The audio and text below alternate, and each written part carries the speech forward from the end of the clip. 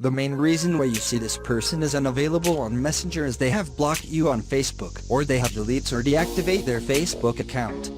It stops you from sending messages to that particular person. In this video, you learn an old method that some users use to unblock themselves on Messenger and continue the conversation. Contact the person. Users may accidentally block others' accounts.